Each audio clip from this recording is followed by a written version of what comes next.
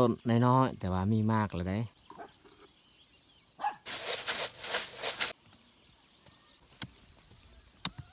โอ้มันได้เอาเข้าหูแล้ว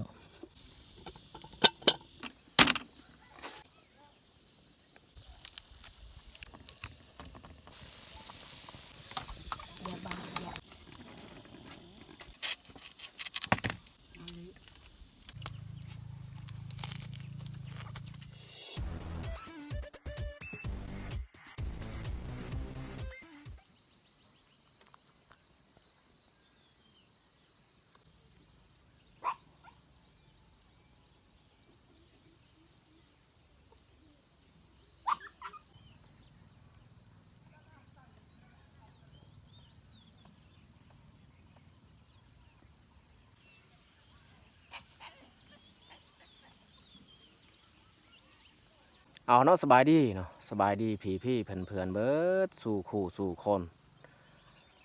สำหรับวันนี้คอยกับผ้าครอบครัวขึ้นมาสักข้าวให้หรือว่ามาปลูกข้าวให้เป็นมือทำอิฐเอา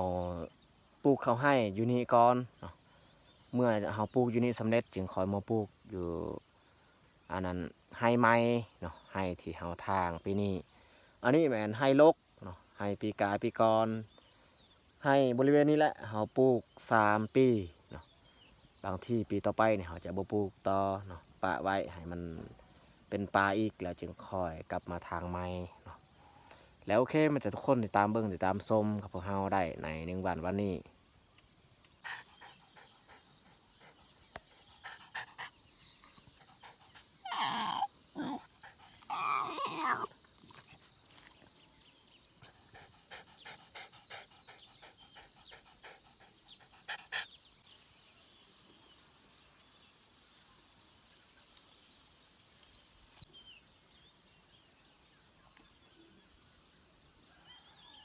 ก่อนที่เฮาลงมาปลูกข้าวให้นี่เฮาพามาเบิ่งบรรยากาศก่อนเมื่อวานนี้นี่ฝนตกแห้งแล้วก็ลมพัดแห้งดินนี่เปียกซึมดีเนาะ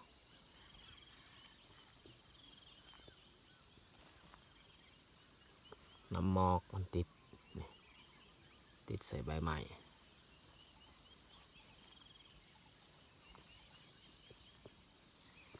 ในช่วงเดือน3เดือน4ถ้าว่าฝนตกตอนแรกนี่มีแต่ลมพัดแล้วก็ฟ้าห้องแห้งบ่คือช่วงหน้าฝนนี่ตกตลอดแต่ว่าฟ้าบ่ค่อยห้องปานใดช่วงเดือน3เดือน4เดือน5นี่ถ้าว่าฝนตกช่วงแรงๆนี่อันตรายเนาะลมพัดแห้งขนาดแล้วก็ตกหนักอีก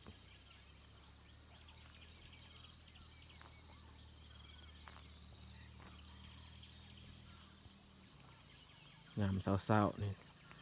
เต็มแต่เมฆหมอกปกคลุมตามผู้คือภูเบื้องนั้นเมฆปกตลอดเลยเนาะมันเป็นภูสูงอากาศเย็นบ่อนั้นเฮาปลูกข้าวให้กับแมนปลูกแต่เบื้องโสนหันก่อนเนาะเบื้องโสนลุ่มสุด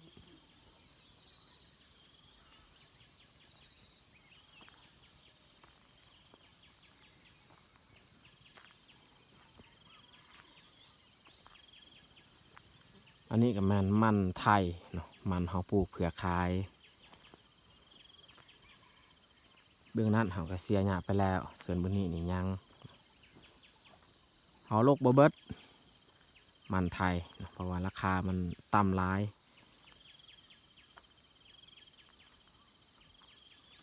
เอาไว้บางทีปีต่อไปราคาขึ้นเอาลกต่ออีกขายต่ออีกอันนี้มะเกี้ยงที่ข่อยปลูกปีก่อนนะเอาต้นมะเกี้ยงจากบ้านมาปลูกแต่ว่ามันทึกอันนั้นไฟไหม้ส่วนเขาจูดไห้เนาะก็เลยมันไหม้ต้นใหญ่เนาะอันนี้มันแตกออกมาใหม่อีกเนาะแต่ต้นของมันแต่หากของมันเนาะ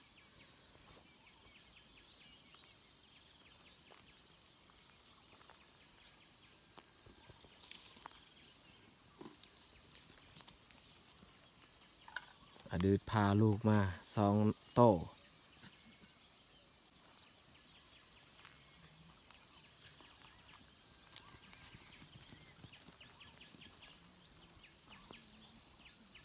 เบื้องเฮาเสียหญ้าแล้วนะก็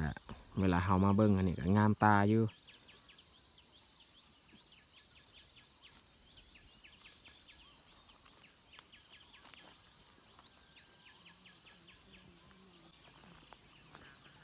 ลงมาเบิ่งน้องน้ำในน้องคือสิขึ้นเพราะว่าคืนนี้ฝนตกแห้งมานี่ลีขึ้นกว่าเก่าอีก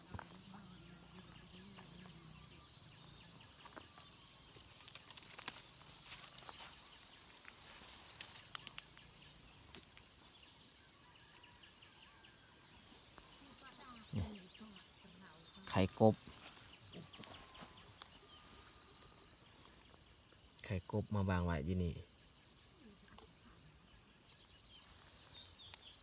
มีหอยมีปลาเฮาเลี้ยงอยู่นี่ถ้าว่ามันบ่ตายนี่ปลานี่หลายขนาดเลยในหนองเฮาแต่ว่ามันตายอีกมันตายกันหลาย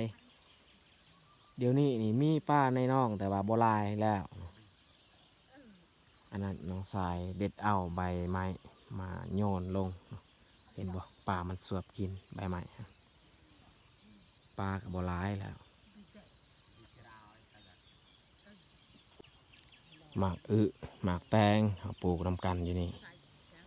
บอนเฮาอันนั้นเหยียบเขาปีกายเนาะมันเป็นกองเฟืองอยู่นี่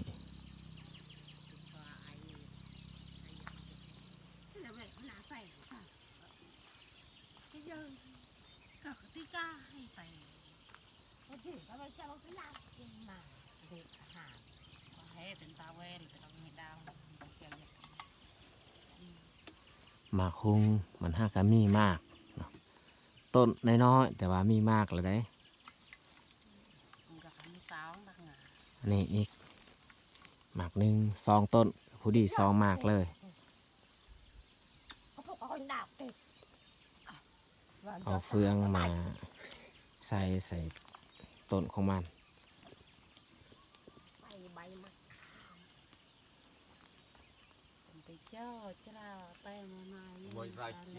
กับเวลาสารคันเนี่ยทั้งนี้ใบ อันนี้แมนยาที่เราจะเอานั้นใส่ข้าวที่เราเอามาปลูกเนาะป้องกันบ่ให้อันนั้นมดมันมาจับมากิน เต็ม ไม่เละปลาดากกับพวกคือเสือเนอะแต่ปลาก็กระตุกกอกอย่า ยัดอ่านเราไม่ยัดทาน ลังเฮลักตำบางเรื่องมีเชื่อไปอะไรทานครับมีเชื่อ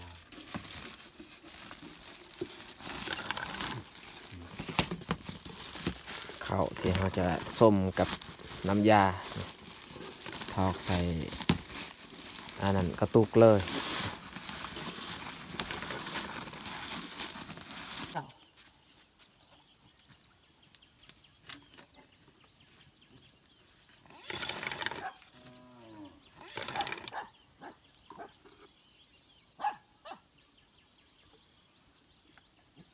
ที่หาลิงก็ได้กลับติดเด็กตับที่หาลิง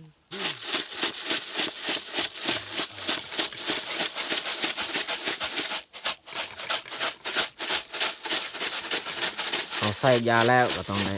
สั้นให้มันติดเสมอกัน อย่าเป็นเปล่า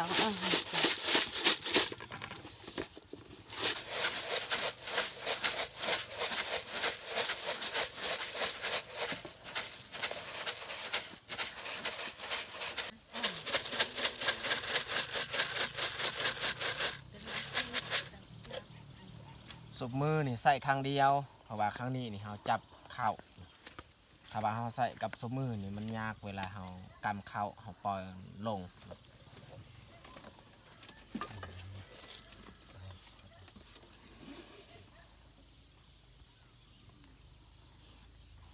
บรรยากาศยามเช้า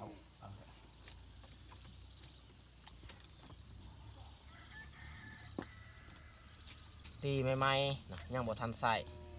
มื้อนี้ก็เป็นมื้อทำอิฐที่เราเอามาใส่ ง่าย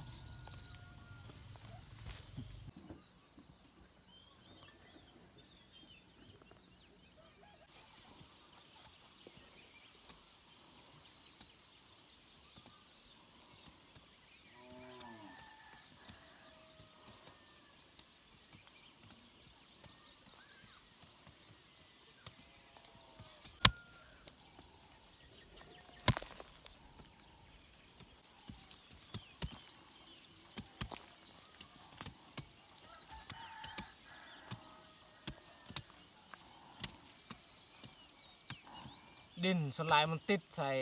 เหล็กแวกเนาะเพราะว่าดินเปียก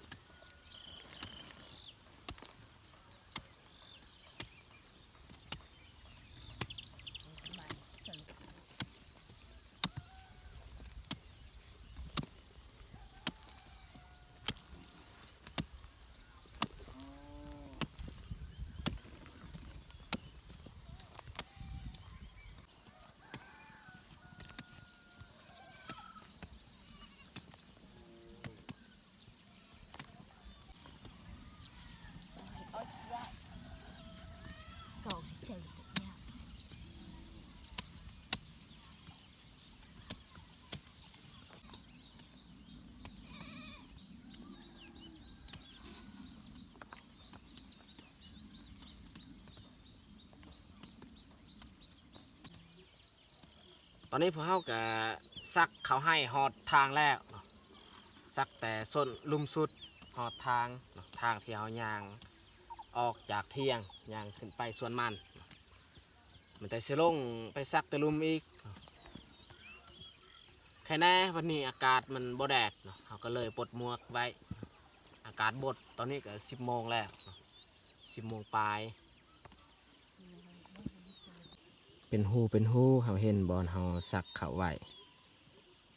แต่ว่ามดบางชนิดนี่มันบ่ส้นกับยาที่เขาใส่เนาะมันเอาเขาไปกินเลยเนาะแต่ว่าก็มีมดบางชนิดกับมันบ่แตะตองเลยเนาะแต่ว่ามันได้ยินกินยาที่เขาใส่เนาะเขาจะมาเบิ่งเลยมดที่มันสามารถเอาไปกินอันนั้นข้าวของเฮาปลูกแล้วก็หมดอันใดที่แบบบ่จับบ่กิน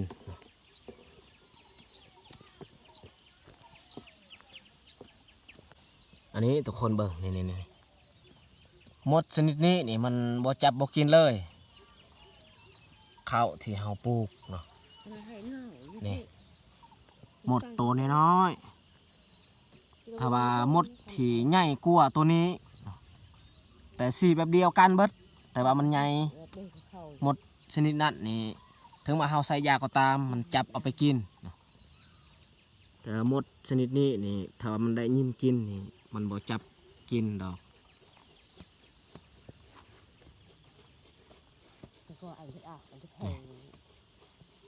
ขนาดบอนเฮาซักเข้าเฮาป้อนเข้าลงแต่มันก็บ่ได้เอาเข้ามากิน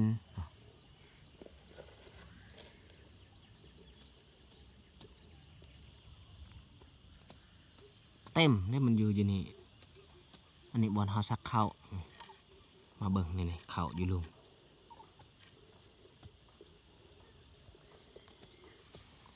แล้วต่อไปสิพามาเบิ่งมดที่มันเอาเข้าของเฮาไปกินนะอันนี้มดที่มันจับเข้าของเฮาเอาไปกินนี่โตมันจะใหญ่กว่าหมดตัวนั้นน้อยนึงเนาะแต่ว่าสีแบบเดียวนี่หูของมันเนาะเขาเอาน้ำยาแล้วมาถอกใส่หูบางกีนี่มันกินแห้งเลยบนหูนี่มันก็บวกเข่าแน่เนาะถ้าว่าเพียงเขาใส่เข่าธรรมดานี่โอ้บางกีนี่มันดึงขึ้นเลยเนาะเข่าที่เขาปอนลงหมดชนิดนี้อันตรายเลยเมื่อกี้นี่โคตรลายนี่เห็นบ่นี่เม็ดเข่าอยู่นอกเฮาไล่เมื่อกี้นี่แหละมันวางไว้ทุกคนเห็นบ่หมดชนิดนี้นี่มันบ่ส้นเลยกับยาที่เฮาใส่มันลากเลยเม็ดเข่า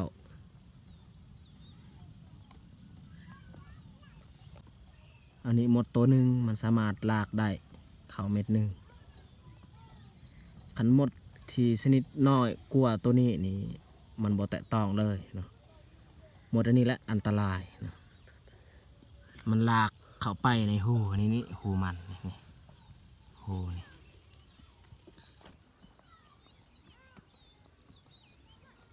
โอ้มันได้เอาเข้าหูแล้ว อันนี้แหละเห็ดให้ผลปูของเฮานี่เมื่อมันเกิดขึ้นมาในบางบอนบางจุดมันวางเนาะสาเหตุก็เป็นแบบนี้แหละเฮาลงมาซักต่อเบื้องนี้บางทีเนี่ยเฮาซักอันนี้ขึ้นไปนี่เห็นเป็นหูจากนี้ไปฮอดแจเบื้องนั้นเลยนะเฮาซักขึ้นเทิงจนฮอดเส้นทางอยู่เทิงหั่นแหละเนาะ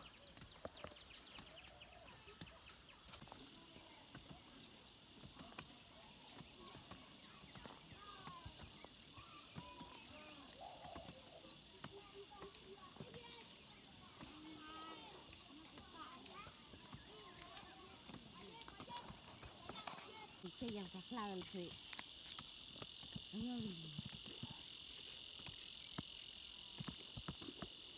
เลยไปดาวเขาเลยโอ้เห็นเนี่ยเนี่ยคอยดูอาดเย่ตึงจะรักหลักดอกจักตะคมนี่ได้จีชักเย่เลยอาติ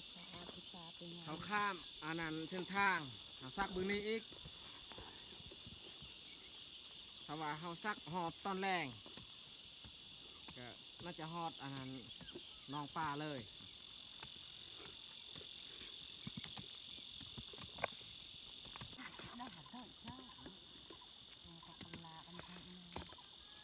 อีกไอ้นี่ป้าตัวเราคนนั้น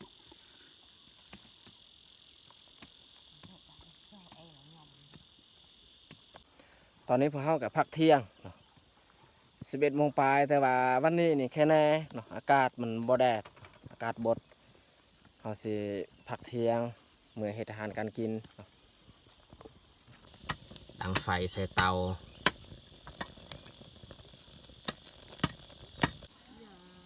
สำหรับอาหารตอนเที่ยงวันนี้เขาก็ได้เอาไก่ตัวหนึ่ง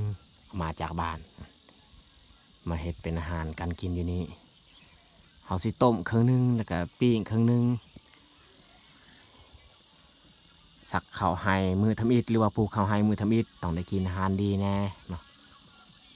ต้มไก่แซ่บๆเมื่อเฮ็ดเวียกเฮ็ดงานต้องบำรุงก่อน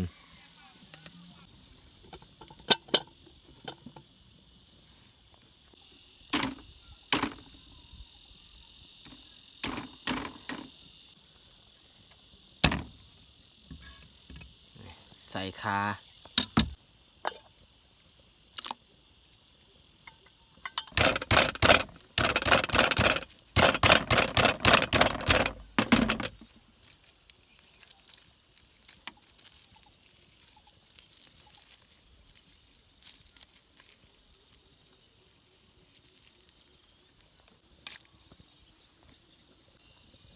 ใบมะขามอ่อนอาหารเที่ยงวันนี้เนี่ยให้น้องแยกเป็นผู้บริหาร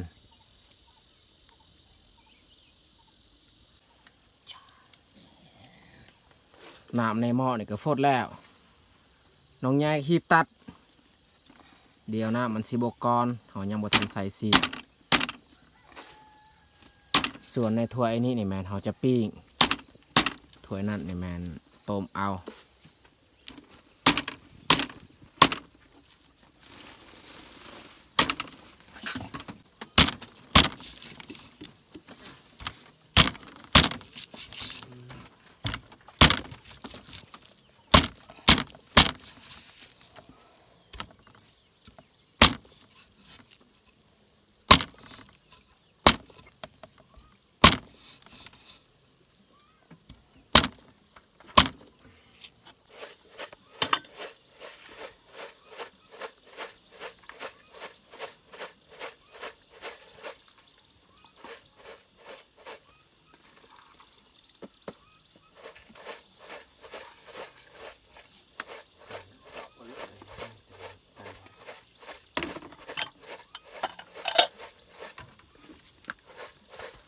เรา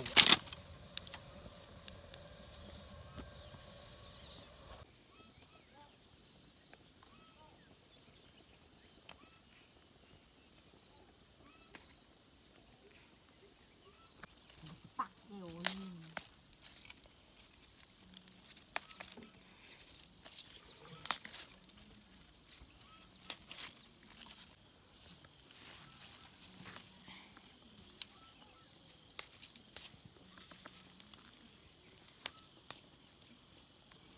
เด็ดเอาผักซอมดอก ส่วนมื้อนั้นเนี่ยแมนซอมใบ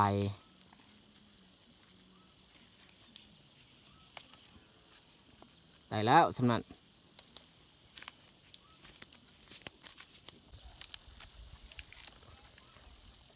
เอาหอมปลอมอีก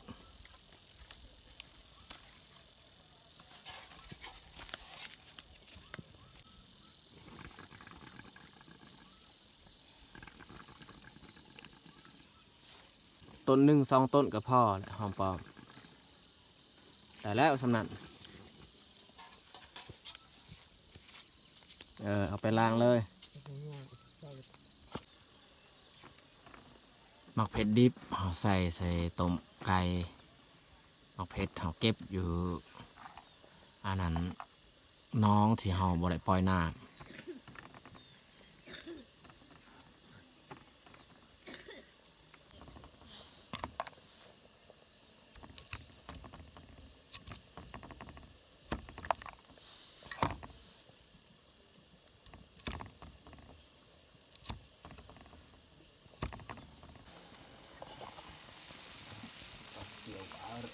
ใส่เลยเกลือแป้งนัว สอม ใส่เกลือแป้งนัวใส่เบิดเลย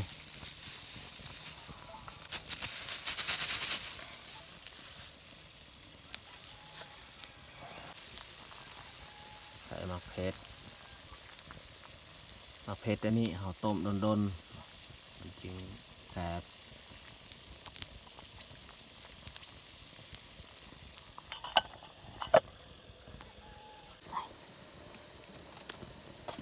เอาจาสันแปดเอา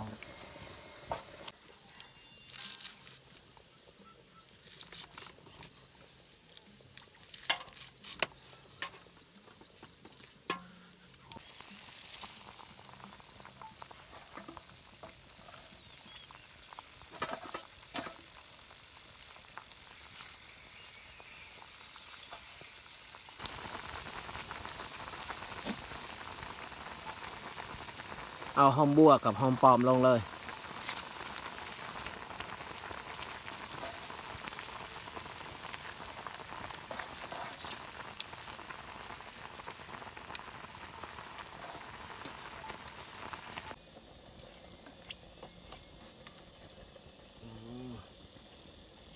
ทอดตั้งไว้อยู่นี่ซะ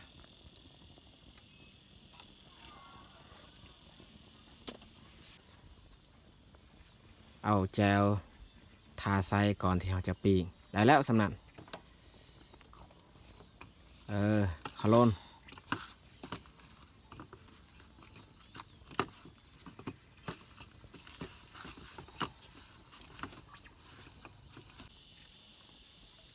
โอ้บุได้เอาเหล็กปิ้งมา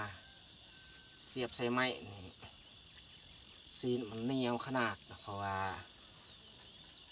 มันแก่แล้วนะไก่ตัวนี้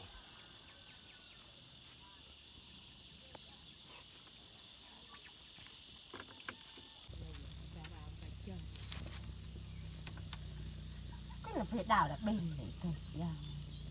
giờ ba giờ y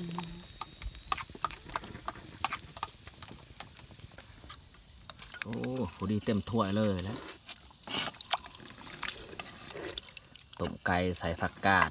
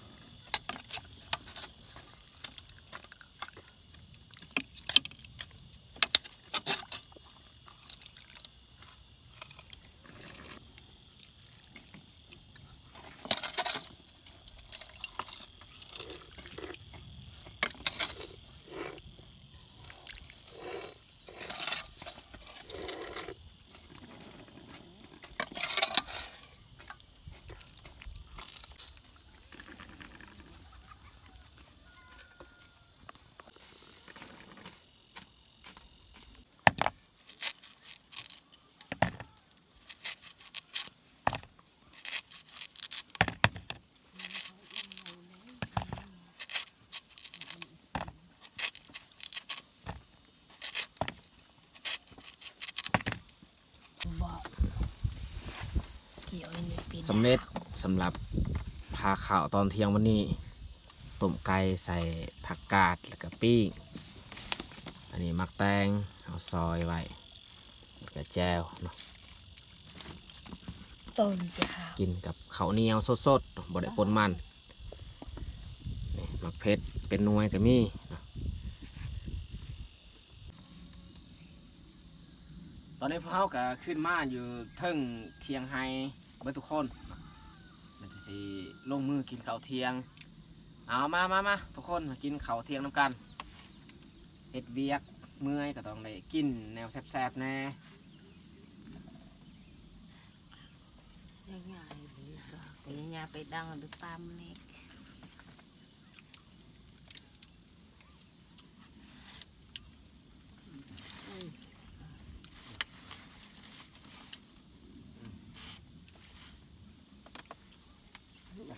หนาวกักมันขอเขียวเจนใจ ส่วนมาสามโตนี่จะน้อยเขาเลี้ยงเขากินเขาวแล้วจึงคอยเลี้ยง ขอเขียวเจนลูกยายเดินมีเขาเขียวเจน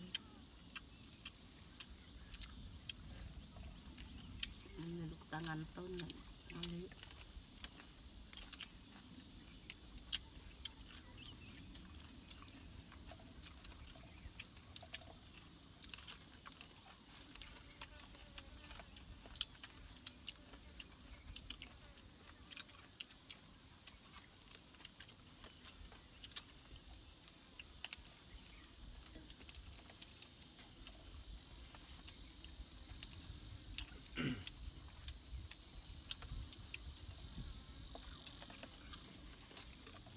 ผักกาดก็เหลือแต่นานเดียว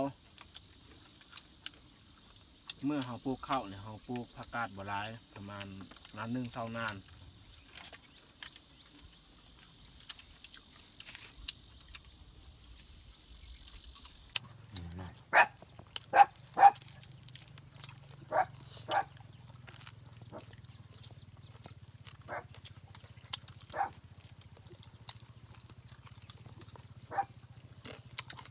ก็จำใส่แจวก็ได้เพราะว่าอยู่นี่ก็นัวแล้ว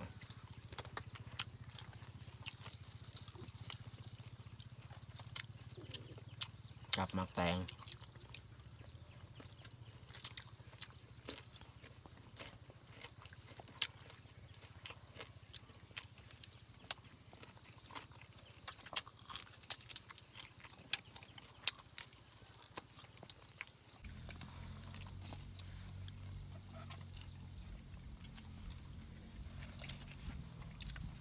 หอมซูซี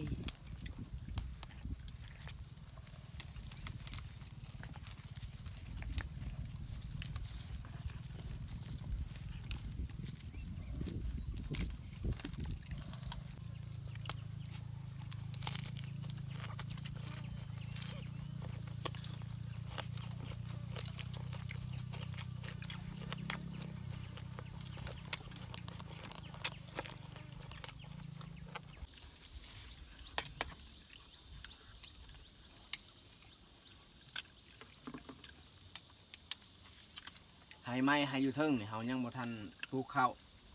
ปลูกอยู่นี่แล้วจึงคอยมาปลูกอยู่หันอีก มันอยากไปปุ๊บ เขาเลยกูไอ โอ้แรงดาว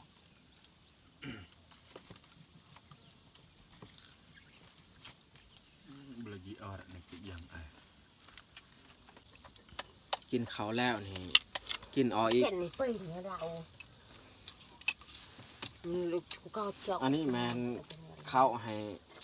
มาเนาะจะเลี้ยงและสำหรับต้นแรกเขาก็สิลงต่อแต่ว่าเขาจะบริถ่ายคลิปเนาะสำหรับคลิปนี้เขาก็สิจบลงที่นี่เลยเนาะเพราะว่า